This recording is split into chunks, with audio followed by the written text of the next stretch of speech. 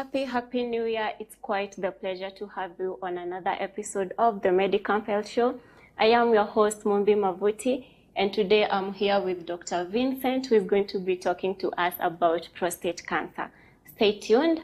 Don't leave even for a minute. We have a lot to learn together.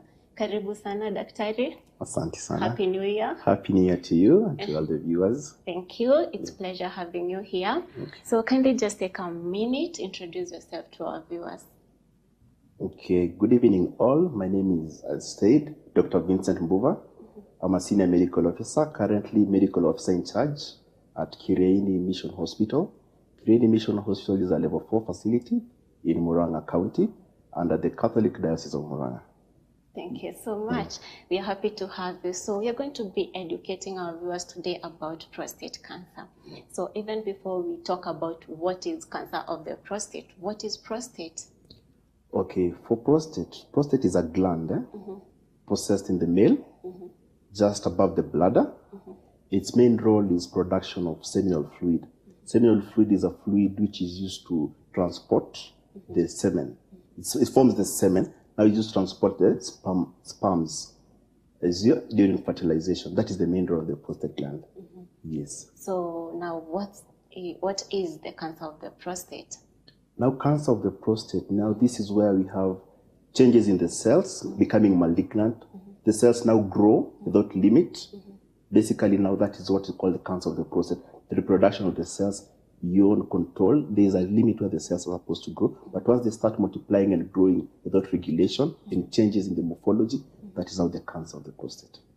They are growing in the prostate. Yes, in the prostate gland. They can grow in the prostate gland, and at times they can spread outside. They can go what we call metastasis, spread outside the gland. Yes. Does it only predominantly affect the male? Yes, because it's only the male who have the prostate gland. If you don't have a prostate gland, you cannot get a prostate cancer. So it's predominantly for the male. Yes. So what are some of the risk factors for someone to develop prostate cancer, and is there an exact known cause? There's no exact identifiable cause, but there are factors which are associated with development of prostate cancer. First, you have to be of the male gender. You have to possess the prostate gland, okay? So just sex, being male. Age, as you're advancing in age, cancer has been detected in people even at 40. The earliest mostly is in the 5th decade of life, but fasting at the age of 40 up to 70, that is when most of the diagnoses are made. So just advancing age. You have other factors like genetics play a very important role. When you have a family history of prostate cancer, there are high chances of developing, especially in a first degree relative. Maybe in a family, maybe your brother, father, your grandfather, anyone in the lineage, a male in your lineage, had a history of prostate cancer. You have high chances of development of prostate cancer. There are genes which are associated, the same genes associated with breast cancer. So in a family where there's history of breast cancer or prostate cancer, you have a high likelihood of developing prostate cancer. Other factors is smoking, alcohol use, obesity. Yes, those are the main factors. And also there are associated factors, recurrent sexually transmitted infections. There are some associated factors. Yes. You mentioned that breast cancer, there is a correlation between those genes. Yes. So you mean that probably if a man is born of a mom or maybe somebody in their lineage who has breast cancer, it raises their chances. Yes. There's a specific gene called BRCA1 and 2, usually associated with breast cancer and also associated with prostate cancer. Yes. And what about sexually transmitted diseases? Are there a chance that they're going to raise one's chances of contracting prostate cancer? It's not proven, just associated factors, just from the statistics, but you can't really point a finger and say like, oh, because this person will be having sexually transmitted infection, they have just an associated factor. Yes, just a risk factor from just the research done, but it's just a risk factor, not a cause.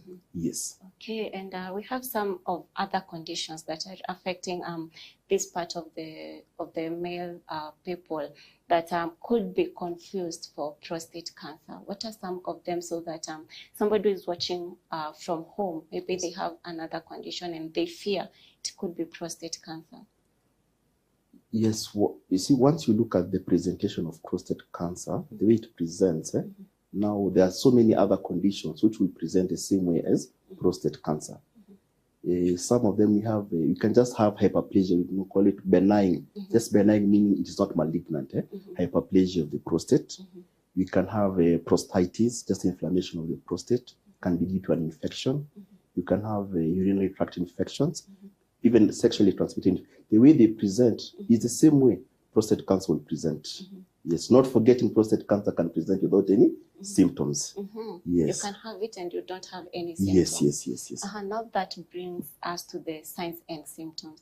Somebody who is back at home, what do they need to watch out? What are some of the changes that they could have in their bodies that could that maybe could raise alarm that I could be having prostate cancer? Okay, we'll start. First thing you need to know can be asymptomatic, no symptoms. You can have prostate cancer and have no symptoms at all. That is the first presentation. So you can have the failure of having symptoms does not rule out prostate cancer. So you can be there, no symptoms, you're living a normal life, but you have prostate cancer. That is one. Number two, when most of the symptoms are usually associated with lower urinary tract symptoms. So we call it, first you can have frequency, increased frequency. So unakuta mzee kila wakati anaamka anakojoa mara mingi. Okay. Just the increased frequency of micturition, kukojoa mara mingi. Another common symptom is you find someone goes, and once they go to the washroom, once they want to start passing urine, it's so difficult. So unakuta mtu anasimama, they can stay even for almost a minute. There's no urine coming out, but they have the urge. Okay, that is one symptom. And then also finishing. Once they finish passing urine, they have dribbling. So utakuta maybe someone mzee ametoka from the washroom, you find maybe their clothes around this region is always wet. It's not intentional. It's not they're wetting themselves because of the dribbling. Another thing is now the pressure with which the urine comes out. Maybe the urine does not move far, just drops just below the feet. The pressure is low. Those are some of the common symptoms. Again, for the frequency, if someone usually you sleep at night, you don't wake up to urinate, and then you find now you have to wake up 2 to 3 times at night, you should raise a question. Okay, increased frequency of micturition at night. Another thing is blood. You can have blood in urine. You can have recurrent urinary tract infections. Okay, yes, every time you're being treated for urinary. It's not common for a male to get urinary tract infections, but once you start having recurrent urinary tract infections, you should ask yourself a question. Another thing will be, you said blood in urine. Also, blood can be there in sperms. Okay, you can have blood in sperms. Another factor that would present is can present as a complication. So these people, once they spread of the cancer, they can come with back pain. So you find them, they have urinary symptoms, they're always complaining of the back pain. Usually means this disease could have spread already to the back. You can present with kidney failure, okay, because at times it presses on the pathway, the urethra, the pathway for the urine, causing kidney failure. So they can just present with all the signs associated with kidney failure. Yes. And is there a chance that maybe they're going to have painful urination? It's possible to have painful urination, yes. It's possible to have painful urination, yes. Yes. And you mentioned that mostly. And difficulty. Okay. I don't know if it is mostly, but you mentioned something about that you could have prostate cancer, but you don't have any symptoms. Yes. So what would you advise our viewers that, what exactly should they do so that they don't have prostate cancer growing in themselves and they're not even aware? Just the only way to escape this is just screening. It is just screening. There's no other way. There's no other way. Screening. There are 2 modalities of screening. One, you can do a blood test, which is called a PSA, standing for prostate specific antigen. A blood sample is taken and then it's tested for the antigen that is produced by the prostate. Another test, which has a low specificity, can miss because it's user dependent, is called a digital rectal examination, where through your anus, through the rectum, the prostate is felt by the doctor. They can identify, they can feel the size and know if there's any alarm. But the most accurate will be doing a prostate specific antigen. For the age and the frequency of doing this specific test, ideally, just being black is a predisposing factor and being male. So in Kenya, any male above 40 years should have a prostate-specific antigen test done on them. Once you reach 50 years, if you've not one, you are too late already. The frequency of doing it will depend on how the previous test was. If it was normal, 2 to 3 years is enough. Yes. You're mentioning about taking a measurement of an antigen. Yes. So a normal person who is not at risk of maybe developing prostate cancer. Yes. What amount or what percentage of this antigen should they have? Usually the normal value is between 0 and 4 nanograms per minute. Yes, that is the normal range. Yes, so by the time you're getting between 4 and 10, there is high suspicion. Okay. If it is above 10, any patient taking a prostate-specific antigen above 10, these patients will immediately be sent to the urologist for screening. Above 10, immediately. It's between 4 and 10. Within 6 to 8 weeks, they should come for a repeat. And if it is between 4 and 10, they should have a digital rectal examination done. If there are other factors, further screening should be done. Yes. And at this screening, is it able to point out the stage of the cancer? The prostate-specific antigen cannot tell you really the stage of the cancer. It cannot tell you the stage. Yes. And you need other screening tests to identify the stage of the disease. Yes. And prostate cancer goes through the normal stages of cancer that we've had, maybe with breast cancer, where we hear of stage 1, 2, 3, and 4. Yes. You can have localized disease, which you can have the disease that is just contained in the gland itself. You can have, as far as most of the areas of spread of the prostate cancer, usually it loves the bones. It loves the bones, usually to the back. So even a person can present with just aches. Okay, it loves the bones, it loves the lungs, it loves the liver and the brain. So those, even a person can just present with confusion. Yes. So the normal spread, yes. Yes, it has different stages. So depending on the time of diagnosis, you know at which stage you're diagnosed with, and will dictate the treatment modalities which can be availed for you. Yes. So is there a chance that prostate cancer is going to affect the fertility of a man? Not proven, Not proven. Maybe if you have, you can have retro ejaculation, but not proven. Maybe after prostatectomy, but you can live a normal life. Some of these prostate cancers are usually slow growing. You can find some people just leave it, just diagnosed incidentally during a postmortem.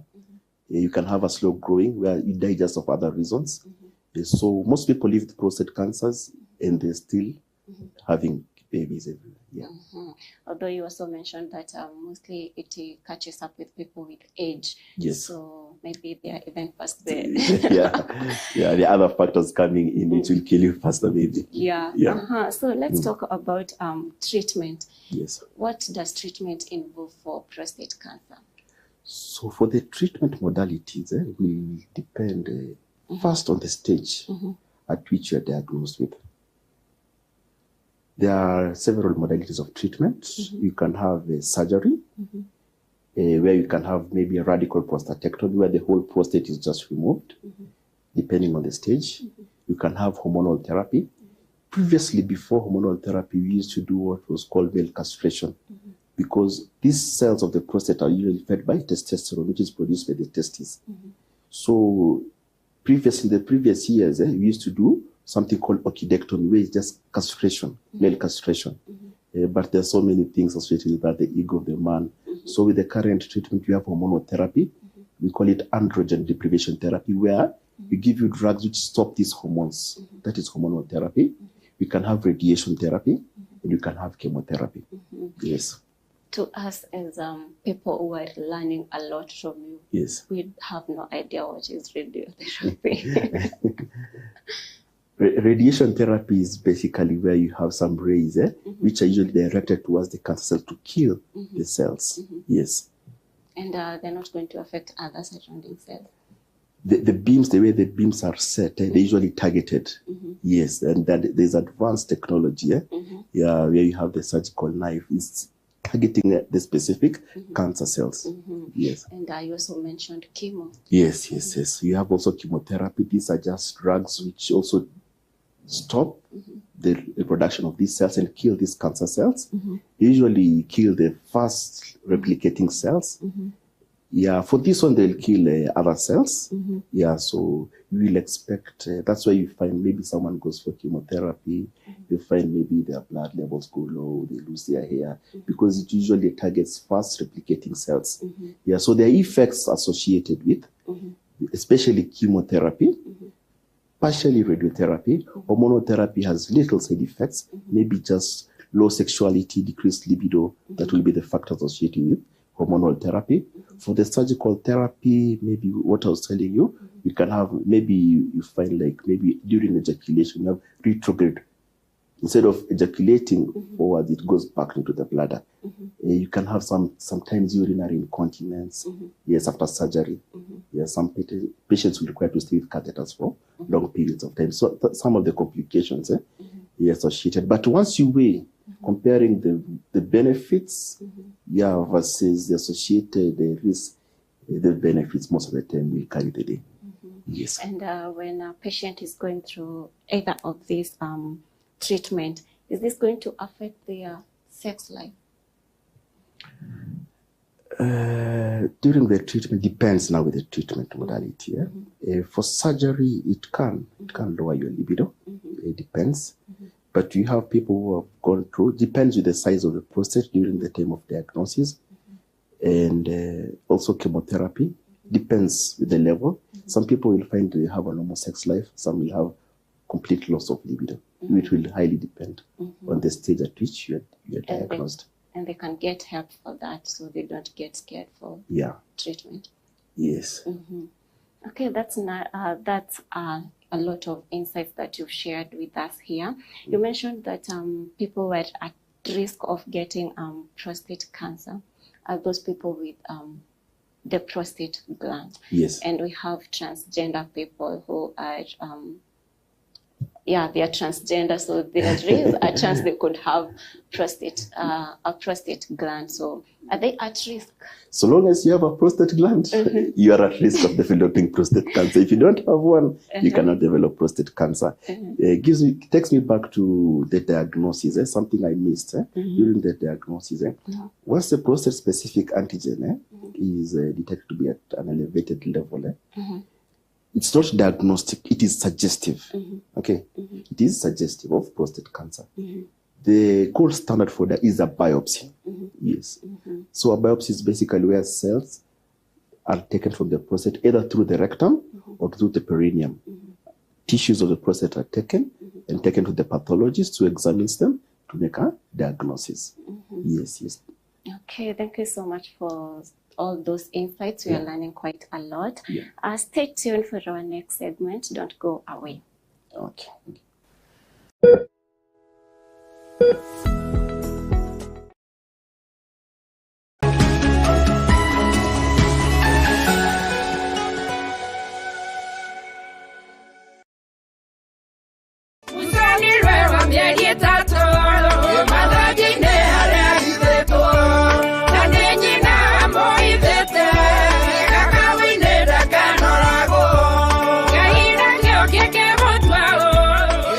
Kwĩgwatĩra mũcakũrĩra kwa Gĩthero ro Andy Wawa featuring Elizabeth Nyambere taskiza tuni ya thimũ yaku hihinya *837 *3260# ũkenagie harĩ marakũrĩra thimũ na rũgambi rũrũ.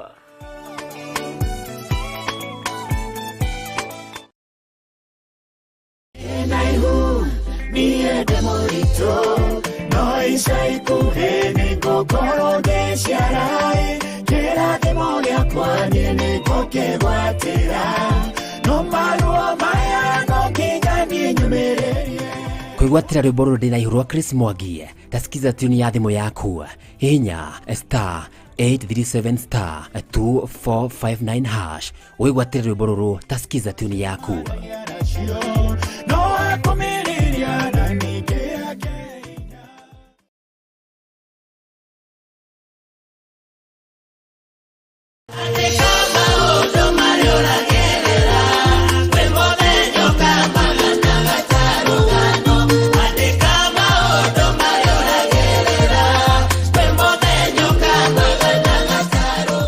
ũtirandĩka maũndũ ta skiza tuni ya thimũ yaku. Hihinya *837*3213# na ũgwatĩre rwĩmbo rũrũ ta rũgambi rwa thimũ yaku.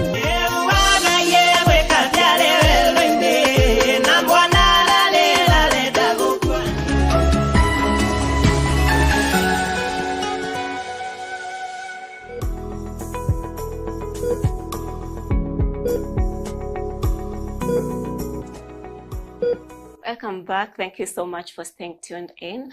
I am right here with Dr. Vincent, who has been educating us more about prostate cancer. And as he mentioned, there is a lot to the male health, especially health affecting the male organ or the male production organ. So there is a lot, and you could get confused. You could wonder, is this prostate cancer or is this any other condition?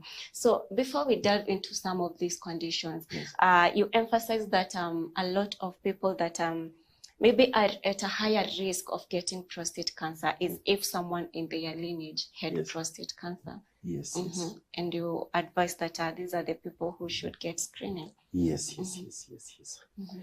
Yeah, ideally, most of the times, mm-hmm, you find, okay, some people end up maybe dying of prostate cancer undiagnosed, mm-hmm, but you can have, now that you know the symptoms, mm-hmm, once you have, like, there's history of the family, mm-hmm, be it an uncle, mm-hmm, be it a grandfather, where there's any history of any person, mm-hmm, who was associated with prostate cancer, mm-hmm, or maybe the female's breast cancer, or even male getting the breast cancer, mm-hmm, these are persons by the age of 40 years. Mm-hmm. They should have the first PSA done, mm-hmm, by the time they reach 40 years. Mm-hmm. Because you should have a very high index of suspicion, mm-hmm, because of the genetics. You said that is an associated factor. It is proven. Mm-hmm. Yes, mm-hmm, it is very important. And I suppose this person comes for the screening the very first time, yeah, and maybe it shows that they are safe. How often should someone carry out this screening tests? For safe means a level below 4. Mm-hmm. If it's below 4, 2 years is okay, 2 to 3 years. Mm-hmm. If it's a level which is questionable, between 4 and 10, within, mm-hmm, 6 to, mm-hmm, 8 weeks. Mm-hmm. But the most important, it's not for the patient now, this is actually a message now to the, mm-hmm, clinicians, the practicing clinicians. Mm-hmm. Every time you get someone suspected of prostate cancer, mm-hmm, or you diagnose a prostate cancer, don't just treat them. Mm-hmm. Tell them, call your brothers, mm-hmm, call if there's the sons, mm-hmm, all the cousins, all the males in the family should be screened. Mm-hmm. Yes, for the clinicians. Mm-hmm. Yes. And so while you're talking about this, maybe the male out there who are watching us, mm-hmm, they're getting alarmed. What is the situation like in our country right now with prostate cancer?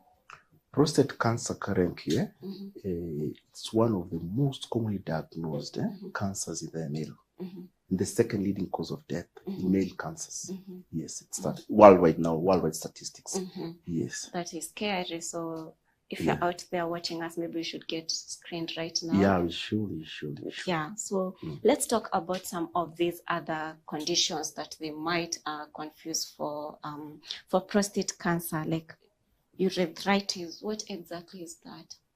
Urethritis, just as the name urethra, is just the urethra. That's the passage, mm-hmm, the passage of the pathway, mm-hmm, that urine passes from the bladder, mm-hmm, to the, mm-hmm, to the exit of the penis. Mm-hmm. Is basically inflammation, mm-hmm, of this. Mm-hmm. Inflammation can be caused by many things. Can be traumatic, mm-hmm, can be infectious cause. Mm-hmm.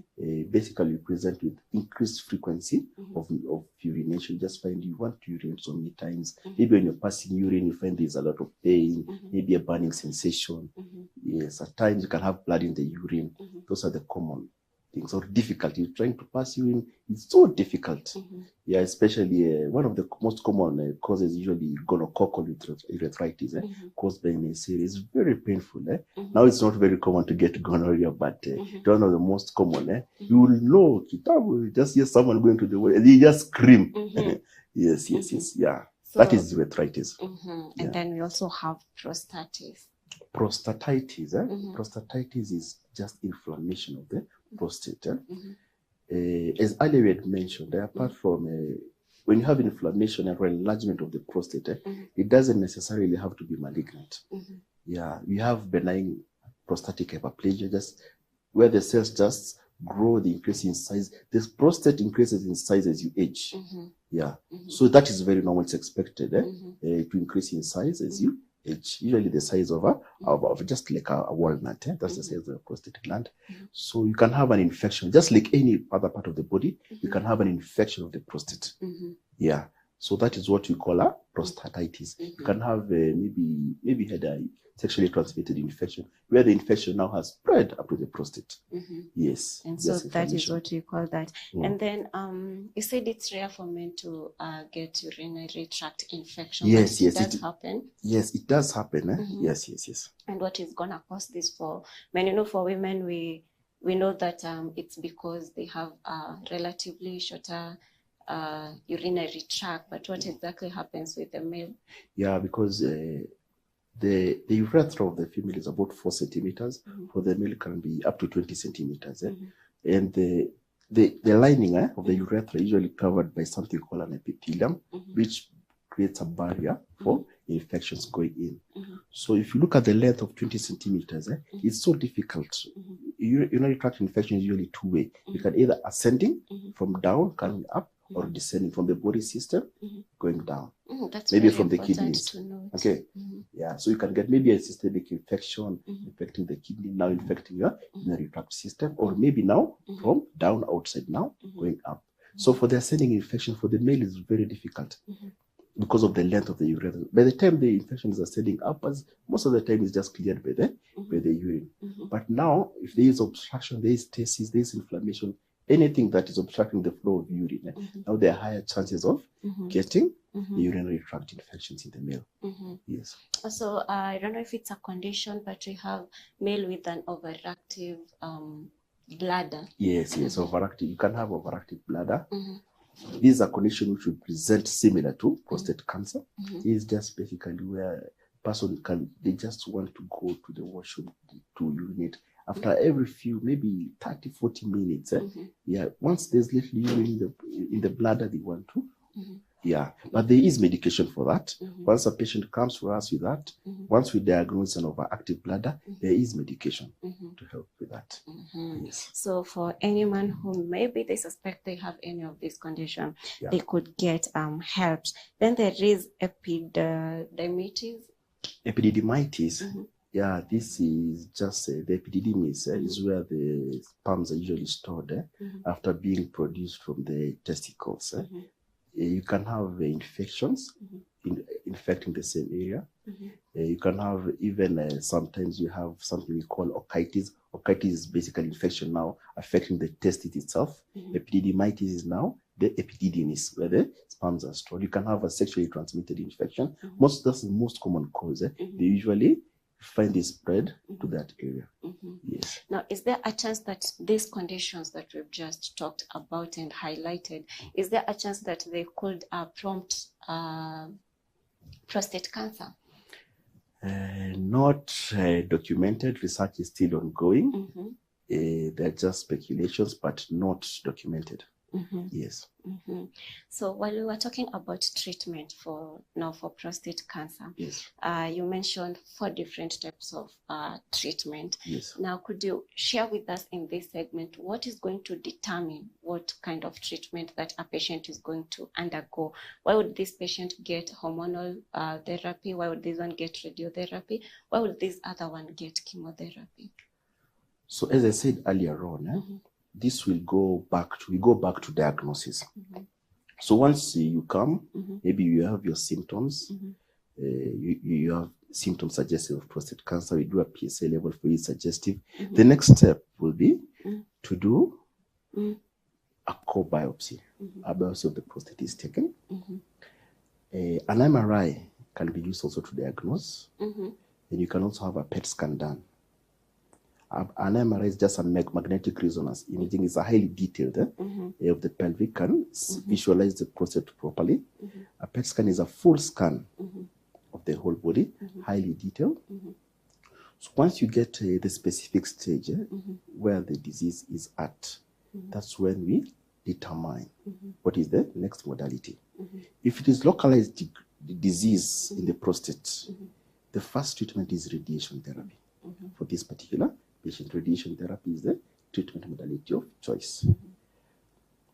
If it's advanced disease, always we have combination of hormonal therapy. All patients will be put on. Remember we said these cells are fed by testosterone. So first you want to stop feeding these cancer cells. Okay. We are not doing some, maybe in some setups where maybe the patient is not able to afford it. I know the hormonal therapy, some are a bit pricey. If someone is completely not able to afford, that's when you can do surgical, the male castration. But if you're able to use the androgen deprivation therapy, you just give the medication, they stop the hormones which are feeding the cancer cells. So hormonal therapy will go a long way for all the patients. Now, going to chemotherapy, this is now a discussion which will be held between now the patient and the oncologist. Now, depending on the side effects, they sit with the oncologist, they discuss the way the risks versus the benefits. Yeah, but most patients do well with surgical therapy and hormonal therapy. Yeah, some usually require chemotherapy, but that is a discussion where it's individualized for every particular patient. But for early disease, it's radiation therapy, immediate radiation therapy. Yeah, you're mentioning that most patients, when it comes to to chemotherapy, they're going to have to sit down with the doctor and agree and weigh the side effects and the benefits. Yes. Is it that chemo has a lot of side effects? What are these side effects that you're talking about? Okay, as you said, for chemotherapy, it usually kills the first replicating cells of the body. Okay. So one, you will find your blood levels will go down. Some people usually even get the effect of maybe the hair loss. And once you weigh, you see most of these cancers, the cancer also will dictate the type of treatment. Some of these prostate cancers are usually slow growing. Yeah, that's why I said some men will get prostate cancer, just die with prostate cancer without getting a diagnosis if it's a slow growing. So depending on the specific cancer type you have, that's when now we have the discussion. Do you need chemotherapy or you will survive without chemotherapy? Yes. Okay. Is there a chance that prostate cancer can spread to other parts of the body, like the way we have this happening with maybe people with breast cancer, that if left unattended or if you realize at a later stage, it could have spread to other parts of the body? Yes, like any other cancer, it can spread. The most common area of spread of prostate cancer is to the back. Usually it loves the bones. The closest bone is the back. So you can find even a patient just coming, maybe just lower limb weakness. Maybe it has affected the bones of the spinal cord, where they cause even cord compression. Once the spinal cord is compressed, you get paralysis happening. It can spread to any bone. It loves the bones, any bone of the body. The lungs, it loves the lungs, and also the brain. So the brain and the liver, those are the most common areas of spread of the prostate cancer. Yes. And this could start happening at what stage of the cancer? By the time you are getting spread to these areas, you're already in stage 4. Yes. So the moment it spreads, that just means you are in stage 4. You're already in stage 4, yes. Yeah. So is there a way that we could prevent prostate cancer? And even before we talk about how to prevent this, you mentioned about obesity as a risk factor for prostate cancer. And we are in the central region of Kenya, and a lot of people are... Waru mingi. Yeah, tumekula waru sana, and a lot of people are... How exactly is obesity contributing into this, so that someone can understand the danger they're getting into by the time they're not managing their weight? For obesity, not only for prostate cancer. Okay, today we're talking about prostate cancer. But once you live a sedentary lifestyle where you have limited activity, you predispose yourself not only to prostate cancer, you have cardiac diseases, you have diabetes. The way your bodies are built, you just have to maintain your body mass index within the required limits. So generally, we have to live in moderation. If it's maybe you like a glass of wine, just have within the limitation. If it's smoking now, that only it's just complete cessation. Some of these lifestyle modifications is just a choice. It's a choice that you make, which I would advise. Every choice has a consequence. Yeah, but for obesity, It's a risk factor for prostate cancer and many other cancers. You know, you remind me of when I was in school during examinations. Maybe when you have you're given a question, maybe risk factors for any disease, maybe cancer. If you don't have points, you just write obesity, smoking, alcohol, excessive alcohol drinking. So once you have those things, you're at risk of so many diseases. So many diseases. Yes. Now, you say, Dr. We have been told over and over again, and like you're saying that any other disease out there, most of them, when you are asked what is the risk factor, what is going to maybe raise your chances of contracting this disease, obesity is most probably going to be there. But I don't think the layman person out there really understands why is obesity such a big deal in anything in terms of health. Why is it such a, exactly, like, could you break down to us why obesity is so dangerous for anyone? Okay, for once there's lack of activity, obesity will come with lack of activity. You have a lot of fat deposition. You have immune regulations. There are so many factors, immune cells, which are usually affected. The immunology, there's a lot of cells which become resistant to some of these immune cells. Coming in as a factor for most diseases, why is it so dangerous to be obese? Obesity just comes with lack of activity. Once you have lack of activity, you have a lot of deposition of adipose cells, which will affect your immune regulation. Usually it's just immunological related. It's something where we say it's by studies. You see, once these studies are done, they usually done, you do a study with obese versus not obese, then you get the statistics. You find always when someone is obese, they are inclined to most of these conditions because of the adipose and the immune regulation. Yes, basically the immune system regulation is affected. Yes. Yeah, so dear viewer, we have to maintain a healthy weight if we are going to stay away from prostate cancer and a lot of other diseases. Yes, what else should we do to prevent prostate cancer? For prevention, once you do your normal lifestyle, you live what you said, maintain a good weight, a good body mass index, you drink your alcohol in moderation. As we had said earlier, very important, just the screening. Because most of the times, most of the patients, like 70%, the diagnosis is made incidentally. So the only way you can know is by screening. Early screening. Actually, this reminds me of a case of one patient I saw like 3 years ago. It was a 42-year-old male. They presented with renal failure. He had all the signs of renal failure. He just came with vomiting. We did the tests. The creatinine is the renal functions of markedly deranged. The patient we started on dialysis. You know, at 42, the index of suspicion of prostate was very low. And then one physician whom we had him down said, let's do a prostate-specific antigen for this particular patient. We did a PSA for this particular patient. It was above 400. This patient, we sent them, we told them they need to do a biopsy of the prostate. The patient was reluctant. I remember we discharged them. They went home, they skipped dialysis sessions. After they felt well, after the initial dialysis sessions, they just went and lived their life. They came back 2 months later, again, in renal failure. Yes, this patient, but we said, you do a prostate-specific, you do a biopsy of the prostate. That's the time they agreed. By the time we did the biopsy, before the results came, the patient already left us. Yeah, may his soul rest in peace. But it was so unfortunate. At 42, you can imagine. Yes, it was already metastatic disease. Yeah, it was already spread. It was causing urinary obstruction. It had blocked the pathway. The kidneys were really dilated. Yeah, it was a very sad story. So this means that... So screening is of utmost importance. Yeah, so once, if you're a male, you've been 40 years, get that PSA done. Yeah. Is there a kind of a diet that is going to raise one's chances of getting prostate cancer? Not documented. Not documented.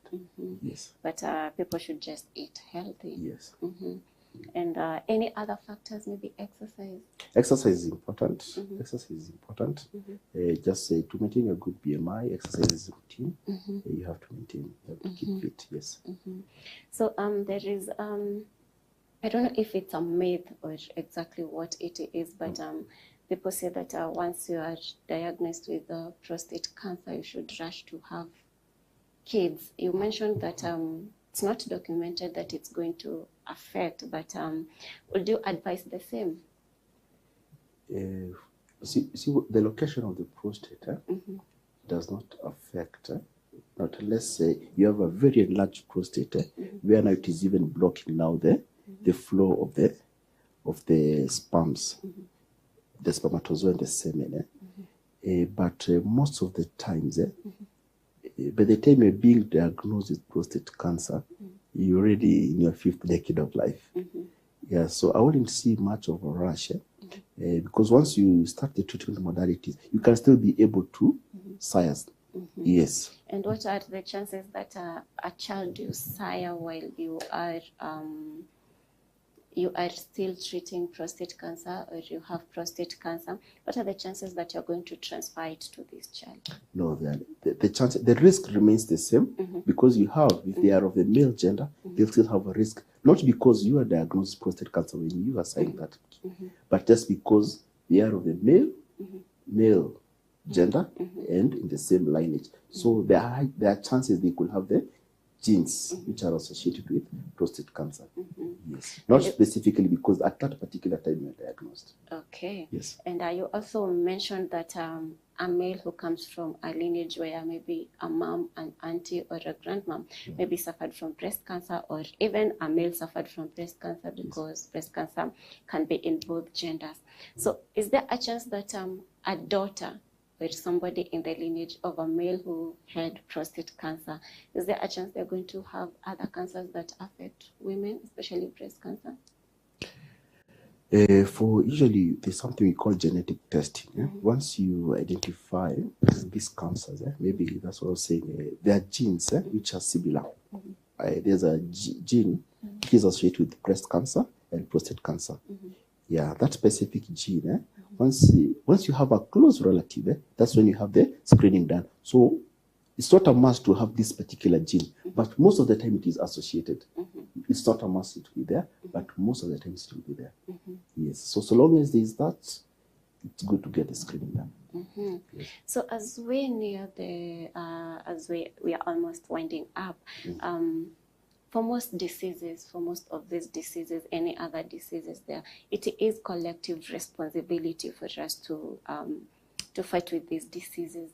What is your call to all male, and also to the professionals, and also to the government when you're dealing with prostate cancer? Do you feel like it has been sensitized enough? For the sensitization, it has been done, but not enough. My message to most males, I know it's very difficult. I think it's just maybe because of the ego. Most men will suffer in silence, because most of the patients I usually see, you find maybe it is the wife that will say, will give the symptoms. Will say, I'm there at night, anaamka mara mingi anakojoa. It's the wife that will present the symptoms. I'll encourage them to keep doing the same, because now we know. So if kama unaona mzee anaamka usiku mara mingi kojoa, it's time ulize, daddy uko sawa? If every time you see the trouser is wet or they're smelling urine, it's a sign, it's an alarm sign. Okay, those are the times to intervene. For the clinicians, it will be very unfair for you to meet any male of 50 years and go without doing a PSA for them. It will be so unfair if you don't inform them they need to do a PSA, and doing a PSA for them, you'll have done them injustice. For the government, I think it's just facilitating to support the health care services in subsidizing, and also in just passing this message to the community, just more broadcasting of the message and facilitating and subsidizing the tests of screening. Because the initial tests for screening are a bit expensive, because you see, once you do your PSA, to do your biopsy, maybe by the time you're doing a PSA, your biopsy, your MRI, most of the time this particular patient will spend 30,000 or more. Yeah, we hope with the universal health coverage, this will be able to be catered for, because very few patients are able to afford. Yes. And that is also leading the patient down the drain, even if they came early. Yes. So someone is asking, is there a difference between surgery to treat prostate cancer and vasectomy? Is it kind of the same, only that vasectomy is done willingly so that you don't sire further children? The two are completely different. Completely different. For surgery of the prostate, this is usually done for maybe patients who maybe are not able to get radiotherapy and disease is confined in the prostate, but maybe they're doing for maybe to open the pathway for passage of urine, which we call it prostatectomy. Once that is removal of the prostate gland, can be done in whole or partial. For vasectomy, this is just where the passage from the testicles, they are the vesicles which transport the sperms. Okay, that is where the ligation is done. Yes. So they're totally different. Completely different. Okay, that is interesting. I hope they have learned. And we've talked about treatment of prostate cancer, but can it get totally cured with treatment? In the early stages, yes, it can be totally cured. If you have a disease that you confined by stage 1, it can be completely cured. Yes, it can be completely cured. If detected early, you can get complete cure. But once it's advanced stage 4, it's difficult to get complete cure. Yes. And what is the life expectancy of someone who is living with prostate cancer? Will depend on the type of cancer itself. We have slow-growing cancer, as I said, where a person who lives with prostate cancer die of other reasons. We have a fast-growing, where if you get someone, you find if it's advanced, the 5 years, however, less than 30%. Yes, when they're in stage 4, it's only 30% will reach 5 years. Yes. So, at what stage are most male people, especially in our country, getting diagnosed with prostate cancer, especially because you mentioned that it is going to be asymptomatic? You could have it, but you have no signs, and symptoms, and so you don't know. So in our country, exactly at what stage are people coming to the hospital? It's so unfortunate, but I will say maybe 80% of the patients I've diagnosed are in stage 4. Yeah, 80% from experience. About 80% are in stage 4.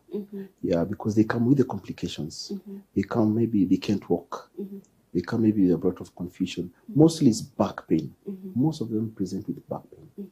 Yeah, we ask them about their symptoms. And some, they started like 3-4 years ago. But they just come because of, you see, for men, as I said, they will stay, they will die silently. Yes, that is the problem we have. Yeah, but recently, with the new screening, we are diagnosing stage 1. Yeah, several. Yeah, last year we had 3. Yes, and we sent them for radiation therapy.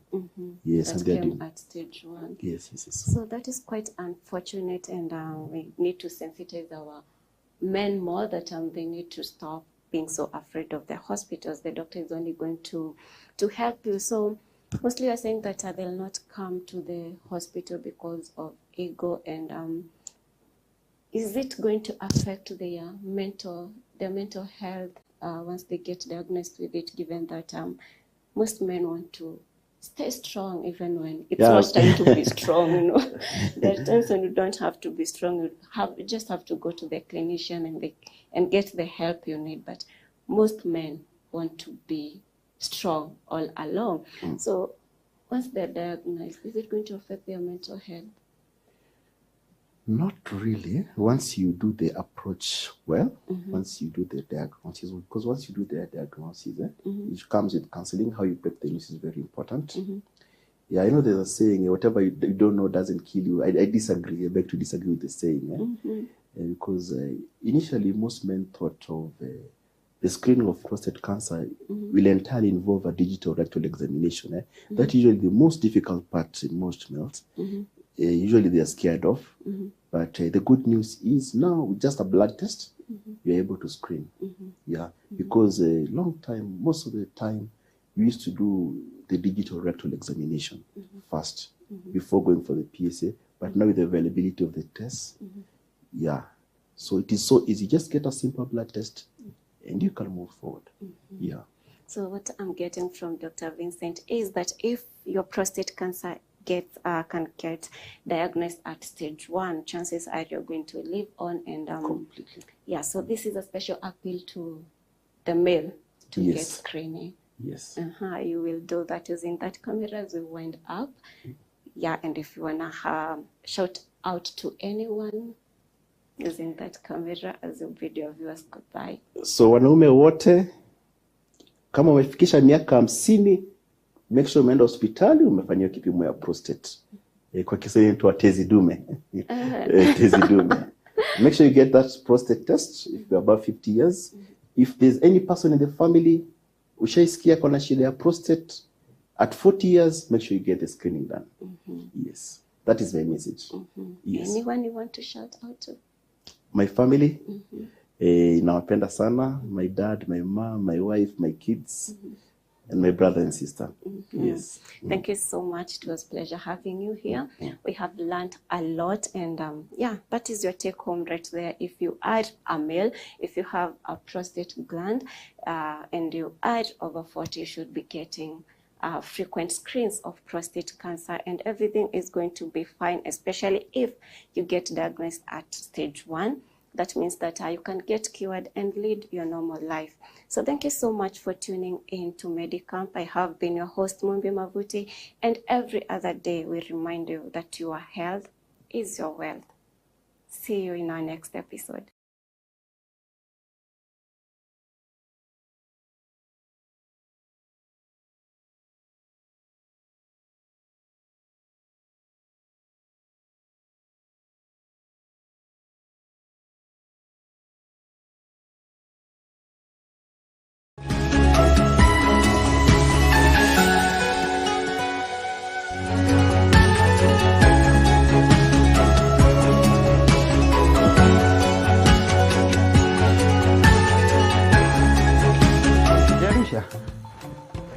Waigĩrĩra kũ?